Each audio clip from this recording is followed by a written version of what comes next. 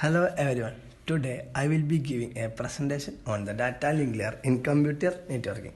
The data link layer is the second layer in the OSI operating system interconnection model, which provides the necessary functionalities for transmitting data over a physical link between two devices. First, let's talk about data link layer framing. The data link layer receives packets from the network layer above it and breaks them into smaller chunks called frames. Frames have two parts, header and trailer.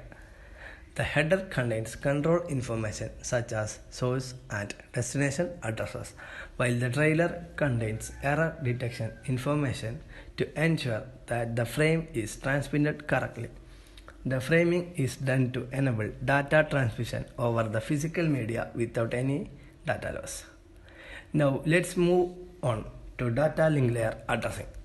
The data link layer provides addressing of devices on the same network segment. The MAC media access control addressing is a unique 48-bit hardware addresses that is assigned to each network interface card, that means NIC, by its manufacturer. The address is used to identify the source and destination devices on the network. The MAC address is stored in the header of the frame and it is used by the receiver to identify the destination device. Next, let's talk about data link layer flow control. Flow control is a technical used to prevent the sender from sending data too fast for the receiver to handle. This is done to avoid overwhelming the receiver, which can cause data loss. Two types of flow control techniques are stop and wait and sliding window. In the stop and wait control, the sender sends a single frame and waits for the acknowledgement from the receiver before sending the next frame.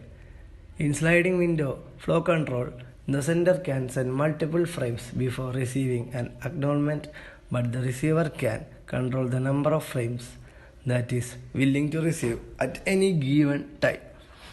Now let's discuss the data link layer error control. Error control is an essential function of the data link layer. It is responsible for detection and correction errors that may occur during the transmission of data. The data link layer uses techniques such as CRC, cycle redundancy check, or checksum to detect errors in the frame. If an error is detected, the receiver sends a request to sender to transmit the frame. Finally, in conclusion, the data link layer is an important layer in the OSI model, responsible for providing reliable and error-free transmission of data over a physical link between two devices.